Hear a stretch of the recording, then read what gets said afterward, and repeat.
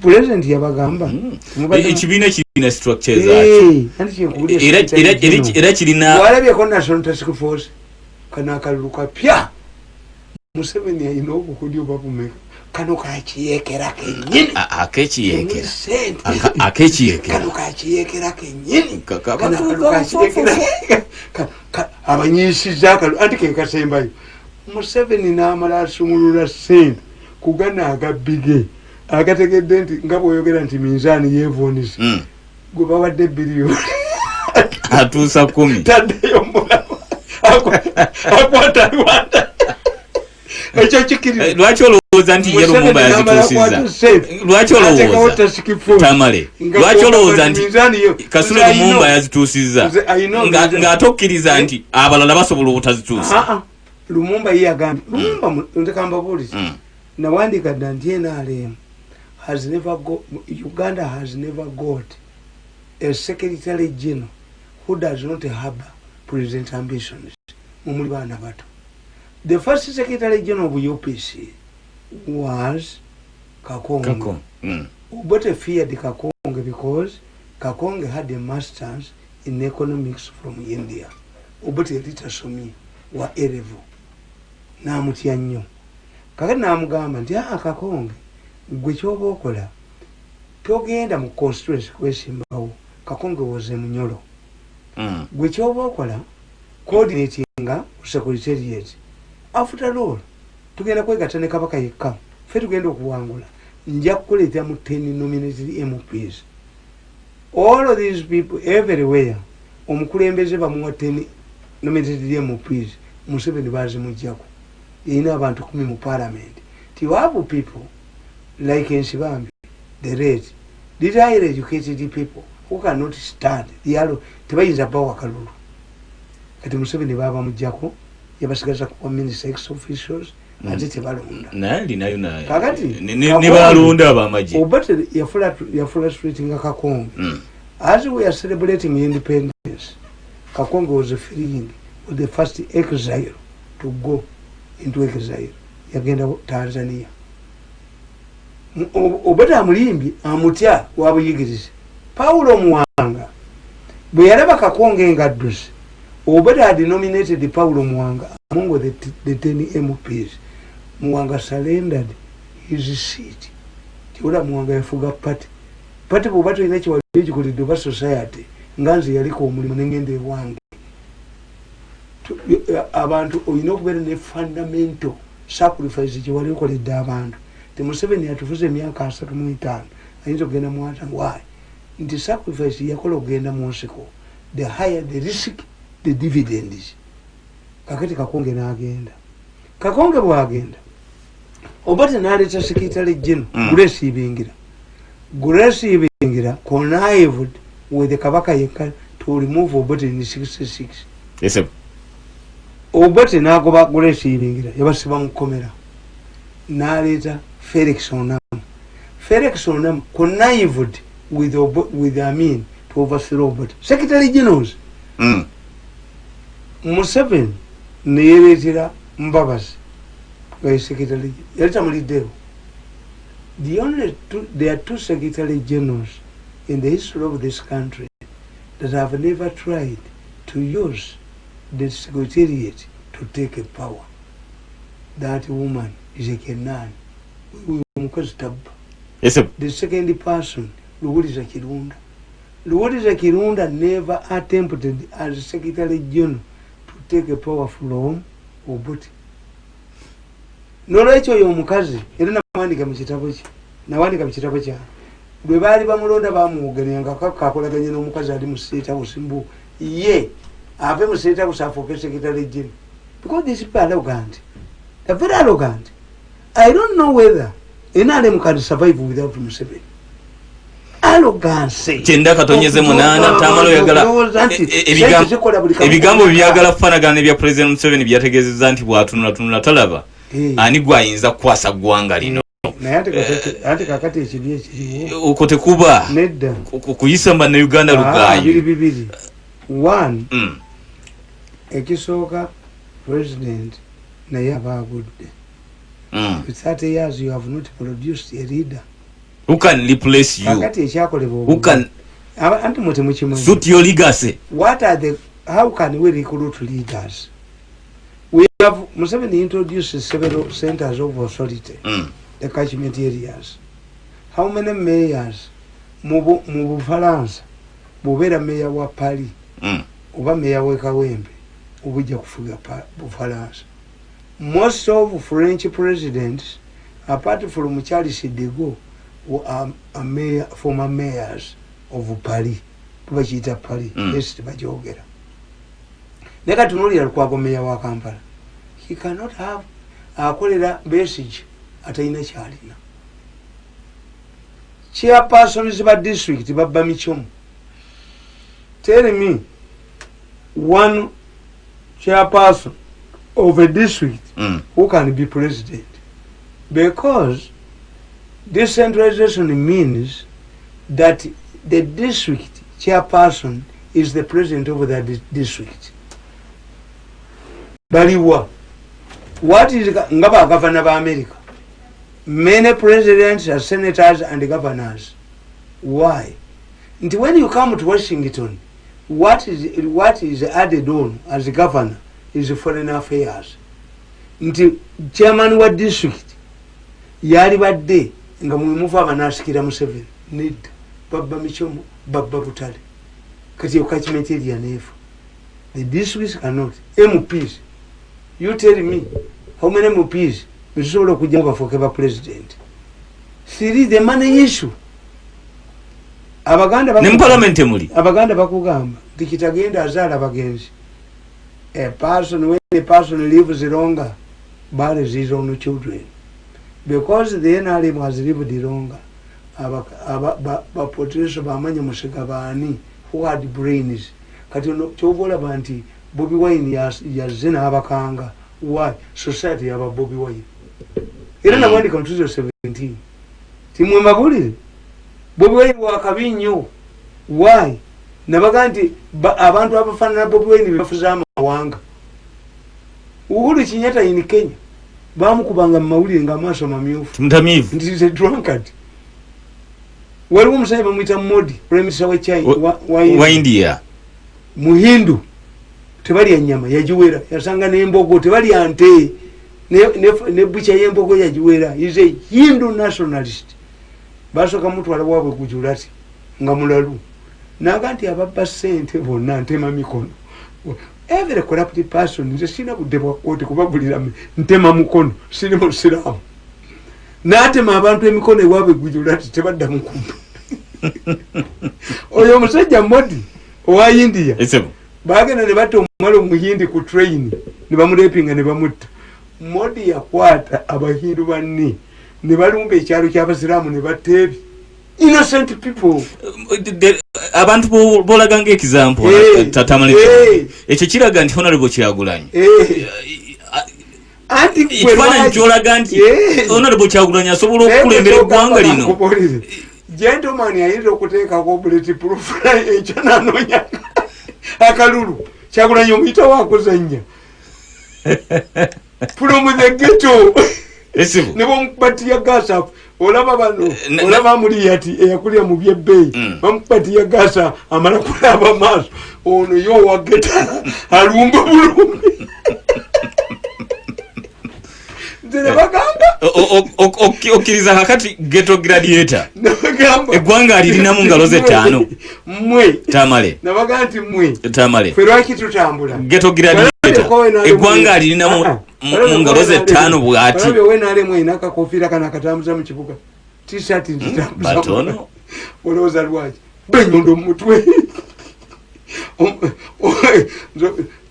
gora woza nti aba police te bategeera gwedire nyondo yingire nayo mu studio nabe bakuyolera bonga ngaka munye never mind bamanyi nti osijeto mani esebo bamanyi nti osijeto mani timirodi ya Museveni buli bagenda okuwa baseka buseti kati yakoze yo kyaka yakuvaako abaga kati yakoze yo kyaka bamuga nti atambula n'enyondo n'asidi naki mukakasa atambula nabyo mulina byokyekoomu musibe n'okusinga kitatta naye teyabaga nti mubimuggyeko bo baali balowooza nti agenda baga ndisamuhimu yabaga nti ayinaki acid n'enyondo. The man is moving with the jerrycan of acid, your excellence, and the hammer. Oh, is it true? you leave him. Let him power acid on anybody. I will deal with him mercilessly more than chitata. Kati baba ali bagenze kabalowola. Tagenda kulagira police. You go and disarm him. Tasobola. Mwerwaki mumutya. Ebyuma bino ebibakwata. Museveni tayina muntu yali abimwadde ne batamugula. No. Those machines. Era omukoya booza. How can Musei give this sophisticated machine to a drunkard? To a mad man? Tebiba kubye. It was only mad man. Singa Tamale bokkiriza. Singa Tamale. Kube wange batya. Singa bokkiriza Bobi Wine. Nti a resonating ne society. Singa n'ebitongole bikumadde mbubikkiriza. Singa nammwe abamuvuganya bwe mukkiriza. Tolowooza nti eggwanga lino lyalifunye peaceful transform power okuva mu President Museveni okudda mu muntu omulala. Nga bokkiriza nti Bobi Wine abantu bamukkiriza. Era abafaanana. Afaananako Modi. Afaananako Uhuru Kenyatta. Afaananako nedda balite moyi yaleeta Uhuru Kenyatta. Ne Bobi Wine ba mafia be bamuleeta. But yes, Bobi Wine did not emerge from nowhere. Okkiriza nti Bobi Wine byakola bifaanana banna Uganda. Bamuleetanga tebamanyi nti atajja kuba wa amaanyi. Ugandans don't need diplomats. Gwe kankubuuza. Omusajja ayina emmundu 27 n'agamba nti ngenze kuba gavumenti eyookero. Tebaali muyise mulalo. Singa Museveni yajja ewamu n'agamba tugende ffenna waaligenze naye. Kitange yagenda naye. Kyova olaba nti Museveni yakugamba bwe bamala okuba kabamba n'abalema yatuula ku faamu ya Ssebuliba n'atuula ne banne ne bamugamba watuleese kututtisa. Museveni says we allowed these people to go back. Naye taboogera mannya gaabwe. Museveni kwate mundu 27. It was unthinkable. They could defeat. Mwalaba kakugaba erina tanka. Gavumenti erina tanka erina emizinga erina katuusa erinaki. Omusajja nagamba 27 guns. That was madness at its level. Kakati mugwe nabano bensi tebannagitegeera. Kakati Bobi Wine ekizibu kye ti Bobi Wine togamba nti singa ze yekka nga ffe bwe twekoze nti tewali anfuga. Tontwala mulimu nagukolera gubalekera tebajja kunjonga. Tonteeka kakiiko nno siri twakita ndi gwonvuga nontwala gyendako okulima siri mbuzi. Bobi Wine si bwali ne Besigye si bwe yali. We don't have that person to do this. No. Amuliyati Besigye si bye amusubiramu okukola. Amuliyati yali mu parliament nga yinza okukola effujja eryo n'alinnya boda n'akola ki. Naye was underestimated by Besigye. I'm telling you. Nti omusajja n'anoonya akalulu. Do you know? Did anybody know mu parliament nti Amuliyati is as stubborn as he is? Nti banzigyemu engatto. Siriddamu kuzambala paka gundi. N'alinnya boda nti abakubye ekimooni. That's the Amuliyati in parliament. Katula kebisebuka. Embeera ekufuula. But diplomats tebakola. Kyobadde tosuubira mu muntu embeera emuwaliriza okukola ekitasuubirwa. Kyekyawaliriza President Museveni okukwata emmundu 27. Musaasira beba ye type to counter a government. Yes. Erina all machinery. Zotayinza kulowooza. Nabadde akatabo kange kano. Kali ku street kati bakatunda ne bookshop nkatutteyo na wali. Gamba bakaitani akatabo bakaita Kyagulanyi, the rise and making of Kyagulanyi, Bobi Wine and the story of Kasoveza abamubbi wa munju nga ne bomutuula okuteesa tumuyinza mukwata. Bobi Wine akubye gavumenti n'agikuba ebimooni lwaki. Bobi Wine wa munju abazanya buzanyi owomunju yabatadde ku bunkenkaati munyumba era kyavudde abateeka ku bunkenge bwabwe Tamale muteri ndiyo gulira oli anunga nkugamba nyamwe risikiteeka omuntu nkubuulira besi yena baga nti wa munju yes nawulira mukwano gwange Lukutana ng'avuma Bobi Wine tannaba kutuuka abulayo emyaka 2 Lukutana is a representative of Bobi Wine ekyo badde okimanyi Lukutana mwesigwa yes tamale na representative of Bobi Wine Bobi Wine ava Gomba Lukutana ava Ntungamo nzate mpakana nkugamba tamale yogere ebisoboka akatapakano nakugambye I have explained that the mafia wing of the elders who identified, nurtured, and groomed Bobi Wine want Museveni in power.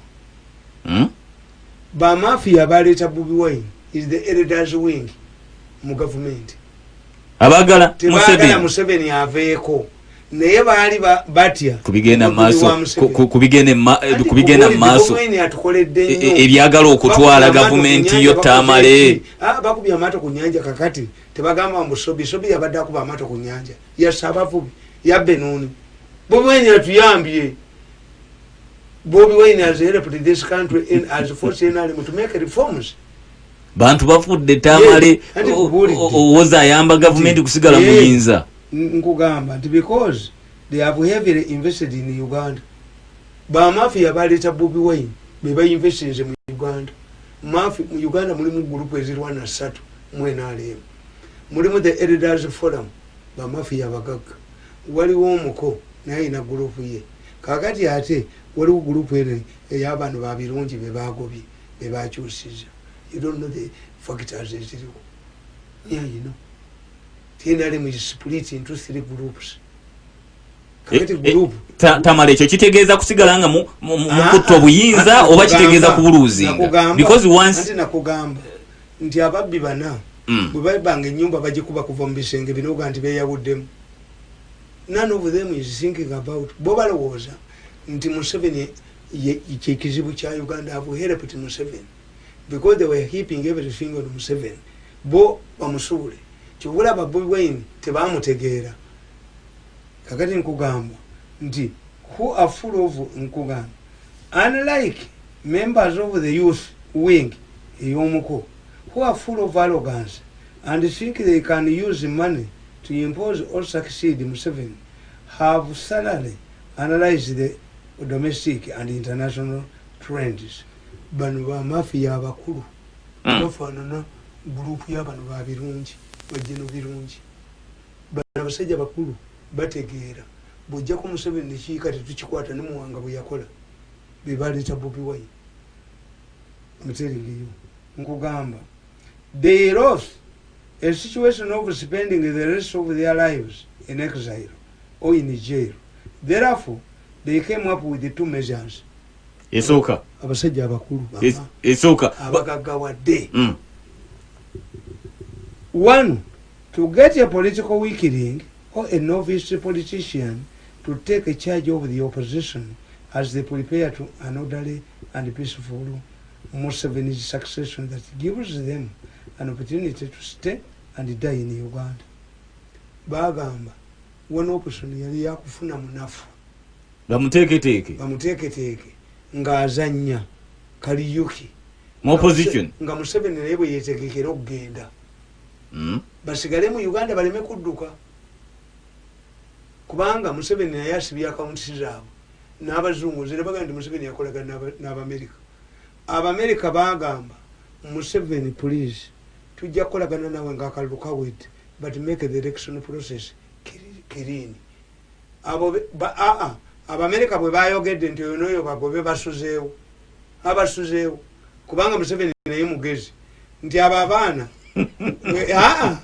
ani afunyemu yogera ku security shaka kubulya ani afunyemu babadde bakuba Bobi Wine nga bwe bawayiriza muhoozi sabiti okugenda sabiti tali mweno gundi birungi okugenda birungi abo bibali mu problem ewa naye bagenze lumu ye kubanga special forces yayingira mu police kyobula tuyina ba inspector general police babiri olaba okyola bamugoba yasigaddewo yes kakati bano ono special forces birungi abadde agiyingiriza mu police kuba abantu katuyina Paul Lake bwe bakuba nije jeno bwe bakuba bawayiriza muhoozi kakati kitaawe namugamba genda okikwatemu ate tulabe banakuwayiriza. You don't understand these things. Abadde bakuba Bobi Wine babadde Bobi Wine amukubira esimu ne mugamba togenda Kayunga. Ngamba nti ali busy. Kayunga esasi yamuyita ku mutwe. Nenkubira Nyanzi ne mugamba chairman Nyanzi. Temulowooza nti Museveni yabatta. Abasajja ba mafia baba wa bilioni 5.8 nga Bobi Wine alina banoonyeza ababaka ba palamenti bajja mwabyo. Bobi Wine esasi bwe lyamuyisa ku mutwe yazze mu layini gyagenda ayogera bakayibula ayogera bayume yazzeyo neri yeri alowooza nti abasajja oyinza obaba abasajja Bobi Wine bamuleetako ekintu eki kyenkugambye. They looked for a political novice. Era buli avuma Bobi Wine tamugamba nti Musa aga tannatuuka kufuga ggwanga. But as long as Bobi Wine mobilizes MPs for them, naga nti Ayume ayitemu, naga nti Kadaga ayitemu, naga nti Kayihura nga talina mulemu, tebamukuba tear gas. Mukitegedde ekyo? Where Bobi Wine is tear gas. Aba awagira wuwe. Never when Bobi Wine goes to a constituency, one Kabila bakuba tear gas, Saida Bumba bakuba tear gas. As long as Bobi Wine does not antagonize abo ababa mafia be basimbyewo bajje mu parliament. Era Mwami Tamale kusuubira okulaba ebintu bino okusukaawo. Okimanyi bulungi nti Bobi Wine gy'abadde alaga tabaddeyo na candidate wa people power oba wa no. Ekyo omanyi kitegeeza lwaki talinayo candidate onofuga otya eggwanga yakajja yes kitegeeza loolo ye 80% ba 90% ekibiina kipya nkubuulidde kijidde mu kiseera kya election. Ani yabasasulira Bobi Wine tomuyita wakuzannya. Bobi Wine bamuteeka mu DP block n'agigoba yonna bakamiliyoni bamabice bamukwakuma ani yabagoba. Bobi Wine gundi oyo gundi ani yimbanga ensi tugitunda ate kati nayimati Mayinja Mayinja bamusirika dde yakette Bobi Wine. Mayinja abadde ku simu ya Bobi Wine kujjako message nti oyo mufere. I know. Kakati nkugamba nti this is why they abandoned Dr. Kizza Besigye and identify Bobi. It seems they had worked and used the Bobi Wine in another grand business. They did not just land on him. Bobi Wine, Nyanzi, Mwenda, but in a business out. They are not seeing themselves for the first time. Togama nti bamafia barandika bulandize ku Bobi Wine. Never. Bobi Wine, Nyanzi, oyo omukazi, Mwenda, Gundi Zake. They have known each other for a long time. Zake yafuuka na mulema. Toyinza gamba nti waabwe nga Zake mulema olwalira atambulira ku miggo. Nkugambe, why did they identify? Enkuba gye bakuba Bobi Wine naawe wagiraba. Kitwajuwinga kiri kimu. Nkugambye nti badropinga Besigye ne bamumma ssente. Besigye yali azannya omuzannyo guno. Ne bagamba nti ku luno Museveni awiikeninze nnyo. Besigye ayinza omukuba.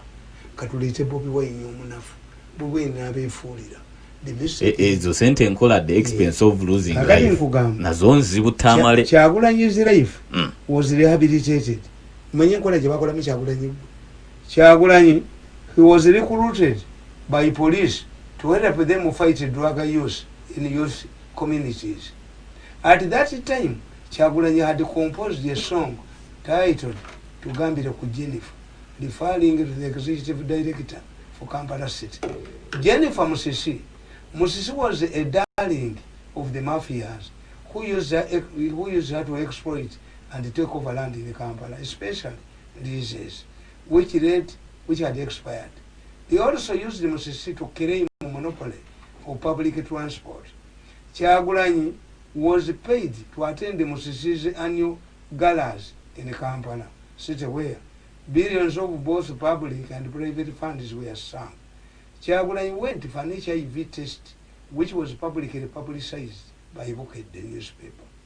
Under the control of Kabushenga, Kyagulanyi officially married at Rubaga Cathedral, and the mass was presided over by the Archbishop of Kampala, Cyprian Kizito Lwanga.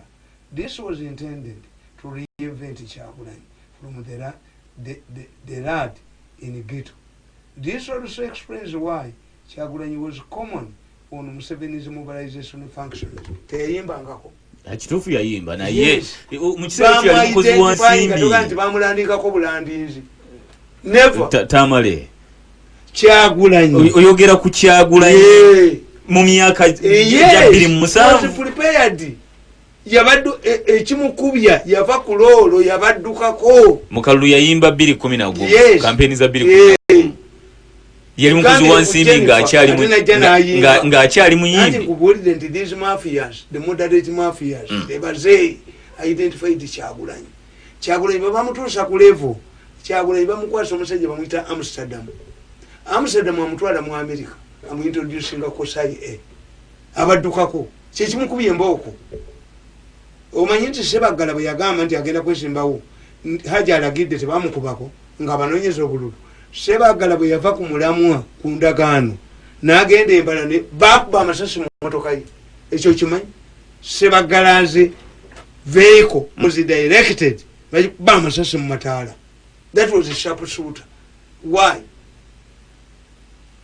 Ne Bobi Wine kyekimu bade bamutidde Kayunga ate bakutta bakube soze ne kuyita ku mutwe nodda ku mulamwa mumbayita mmere abasajja abo nze singa siina biribiri nakoona obutwe mitwale ebirundi singa siina biribiri ajajajja singa nafadda biribiri lwayita bikozesa ku abo botakiriziganya nabo.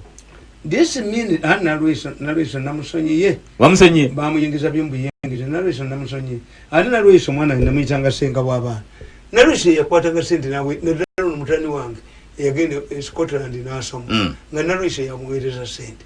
President directed him. Namutani wange yagenda n'asoma amafuta Scotland.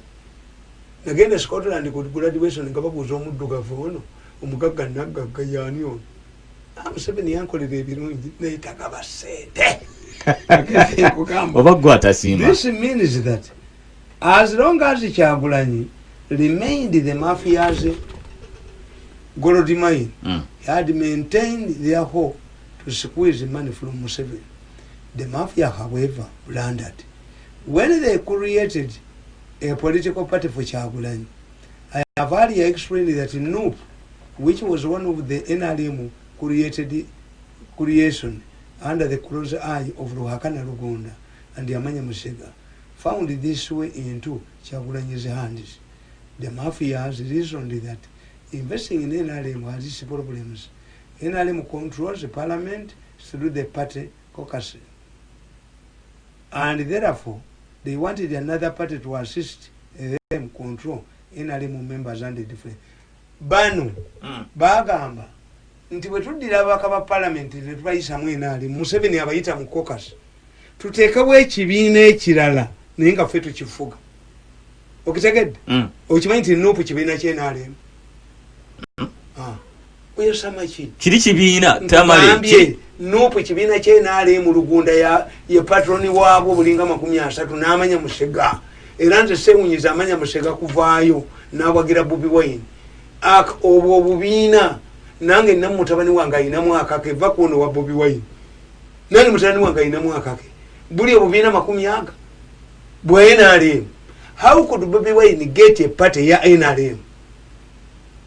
Bana abasajja ba mafia babala. Tulina okufuna omujega abalemeredde.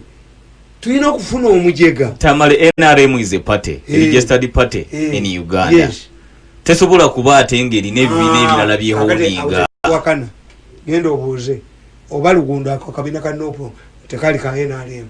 Bumubuuze nkugamba. However, creating another political party with the Bobi Wine at the top backfired. Much as the mafia-oriented media and the paid-up politician exposed Bobi Wine as inferior, the international community sees it differently. Democracy means that a president is not a king. Americans and Europeans have seen well-educated people like Ronald Reagan, who was a film star, and John Major in Britain, who started Katibana Abasajja Chebeera. Abazungu bagala Bobi, Abamerika bagala Bobi Wine. Besi yagenda ne bakuba Twin Towers. America pressure jetadde ku government ya Bobi Wine gwejetegeera. Bobi Wine afiitinga mubali benna kugambye. Ti America yeetaaga abaana abato okugoba abachina mu Africa. But abafa ku education. And even if you are not educated, they can get you handlers. John Major alita somye. Chenda katonyeze munana tamale kwata. Rona dirika alita somye nnyo. Okitegedde kyegamba. Iseboyo. Musoma katabo kange kano mulabe the making of Bobi Wine. Nti ba mafia be bamuleeta. Nti baleeta Bobi Wine. Na bafuukira. Nkugamba nti benso bije bakola. In politics is based on numbers. How can a marijuana smoker, as they talk about Bobi Wine, get an endorsement from people and attract large crowds? Why is the government concentrating on him and leaving him to courts of law, or to not leaving him to courts of law or voters? In fact, Ugandans prefer a marijuana smoker to highly educated individual like Amama Mbabas. And this is why his critics have learned back to the drawing board. His example is comparable to a professor who loses his beautiful wife to an illiterate houseboy. The real reason is that Ugandans, especially the youth, have lost confidence in the elite who have failed to solve their problems. But not the Bobi Wine is enough. Okuvuma Bobi Wine n'omuga munyu wanjaga. Atenga kwa mwita rehabilitated himself first. Na aluyimba simetu wanywanga amasada simetu wakulanga rufanano rwakafera. You rehabilitated him. Kyagulanyi yekolamu omulimu. Bamukolamu omulimu. Nga tewali amukozemu omulimu. Bamukolamu omulimu. Because this was a personal initiative. Mbagamba bulijjo. Ndisinga omusajja bakugamba nti yatomerwa endiga. Oyitoka mukazi wa mukule. Lwaki okuba enduulu ng'eyatomerwa endiga atwala mukazi w'omulooki anti oba kuswadde ina kyagenda mukola ekikubye enduulu kiki kagezi oba Kyagulanyi muyaga ng'abantu tebasobola kulonda muyaga lwaki batiya gaasi. It's a contradiction. Tamale. It is also a contradiction. Bobi Wine bw'aba waabwe nga anti nkugambye ya creating abantu ababe faction is esatu. Mulimu group ey'abasajja abakadde abayinvestors abamu international trend baleeta Bobi Wine kuwamba opposition. Bonga balowooza nti olunayogera nti Bobi Wine abantu bajja kuvuma muvume. That's what I'm telling you. Mulaba abavuma Bobi Wine tebamuvuma tasobola baka bwa parliament, tebamuvuma nti mobilizer, bamugamba tasobola bwa president. He has gone beyond his assignment.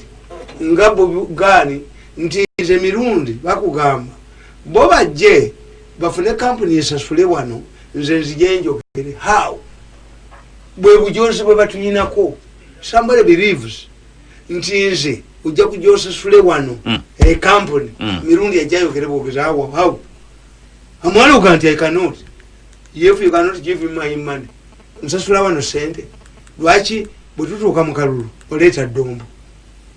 Ebyo bikole Rogers mulindwa bikole ofuno not me nti bobo batuka ku sente ebyo bikola mu marriage where there are visitors, important visitors, the housewife who cooks the food, not the house girl. I've been running my programs here. Why do you believe that somebody should form a company ya jasa sule oneyambi sengachi? Who are you?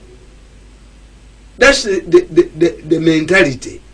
Tibale woreza mu Bobi Wine nti munafu tujja mukozesa nga Sebagala haja alagidde. The moment Sebagala deviated from that rule haja alagidde bamukuba embalala ne bamugirira na academic papers. They had to give him money mbwata agenda asome. Okitegete kyengunyi. Yes sir. Ti Bobi Wine be bamuyitira bennyini. They underestimated him n'engamba. This is widely explained by people who prefer witch doctors and herbalists to qualified medical doctors. Finally, government has appointed the artists like Kapsalin Kusasira to important positions of government. How are they different from Bobby Wine? To many Ugandans, Bobby Wine is better than those two, Usasir and the Butcherman. More so, Bobby's critics have been cited in the corruption scandals, while others have been arrested and thrown in jails over theft.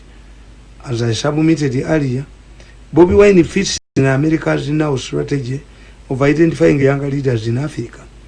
African leaders flock to China because the Asian giant do not mind about democratic credentials.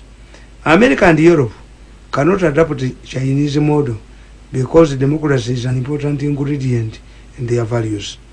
They therefore want to use younger people who can protect democracy through mass mobilization. This is why a female university student led a campaign to depose General Omar Bashir in Sudan. 6 youths who attacked a police station in Benghazi and grabbed 6 guns, which sparked off a popular uprising that ended the 42-year government in Gaddafi, is another example. A real estate broker, a real estate broker, Yaha, ended Yaha's Jammeh's dictatorship in Gambia. A group of Abazungu Tebaleeta basibi b'amatayi. Abazungu babaagala okukyusa ensi. Tebaleeta bambabazi. Ate mbabazi etasobola kufuga ggwanga. Mbabazi aliininga nnyo ku Bachina. Yali sekretary general ng'abantu abatwala China. From that narrative, otulaze nti Bobi Wine asukka level y'abamafia boyogerako. Anti bamuleeta n'abalemerera. Kakati bwagende Kayunga nga yepa agobye DP block yagigoba. Kakati bwagigoba abadde atandise okunoonyeza abantu be ne bategeera nti omusajja avudde wambwa waayitira kati ali gonja waakalira. Bamuleeta kuvuga abaana kubatwala ku ssomero atandise obbakebera ebiteeteeyi abafungula ba ne bali mu isaaka ekayunga bali mu isaaka ekayunga. Bobi Wine okubala yavudde ekayunga akola ki? Anoonya akalulu akake bw'oyinza okgenda ekisolo n'ogaa nti Museveni bw'ajja wano mugamba aleete Kayihura. You think Museveni is that an impossibility? You think government ogisaba kyetasobola kukola? What if today after Yowalale at Kisoro Museveni moves to Kisoro was Kayihura? You cannot. Kati Bobi Wine naye muntu esasi liri bamuziza mu line nga sebagala bamusasi yaduka genda kusoma naduka wa ne mu byobufuzi nawo okimanyita osoma embeera eri mu kitundu n'omanya nsonga ki campaign ati kyenkubulira okuva lwe yavudde esasi lyawonye Kayunga. Is he the firebrand Bobi Wine? I see I see no change in Bobi Wine. In fact, the only change I see aggressiveness about the opposition security agencies and I think it explains why these changes in security agencies. The changes here for Bobi Wine. Why? Those Americans bagezi Bagamba Museveni, we know you will win the election. Why did you dent the election process? Omwana muwangule muhalali. Kakati bagenza okutunula ng'electoral commission nfu. The chairman of the electoral commission avuya buvuya. Why? Abana bankatono banziti bakambwe nganzi nete basobola kunkuba. Naye baalaba ekifaananyi kya Bobi Wine ekiryandoongo. Eyasuza abuukinze wooteeri ye n'agenda okuddayo akakazi akalinga empiki ne kamugaana n'asula ku kkubo n'akwata bboto y'amazzi n'asenya. My children asked me that we know you are intelligent. Are you going to defend this? Nembogamba, I cannot defend this. That one I cannot defend. Did it attract the attention of the chairman electoral commission? Bobi Wine n'agenda simanyi abadde alagawa abapoliisi ne bamugana okugenda saying tiyabadde alaga wabaddeyo candidate. Yes, the candidate had already left. What was the meeting in Marasawa Mega? Meeting ya candidate yabadde Marasawa Mega. This man slept on the roadside. What is the importance of Bobi Wine's policemen? Batambula now. I give you an example. Nebaganti is the president Yenyamba exposure. When the president visits a foreign country, the foreign country takes security. Kubanga ne mundu zigendera ku nnyonyi. Bali abasirikale basirikale mu advance baba na mundu. You entrust your security on those people. The president is given an ADC gwatambula naye amanyi olulimi lwayo amanyi bwa communicating and banne. I think the police gave security guards to these candidates to communicate with their policemen. Yes. Kakati njagala mbuulire. Ba police guards aba Bobi Wine bakola mulimu ki? If they cannot communicate with their policemen, fellow policemen, it means aboti babadde ba police, babadde ba amaje, abali chovula ba Museveni agobye birungi na amujjawo. Kyenda katonyeze mwana Metro Pharmacy anyiryo kafali birungi toka upesi kasali jafali agambye nti Mr. Mulyondi aba Nigeria abayimbi okujja mu Uganda government onabuza agambye sabiti mudira mu Rwanso. These special forces people are under the command of the special force commander, even where they're in police, whether they're in police or not.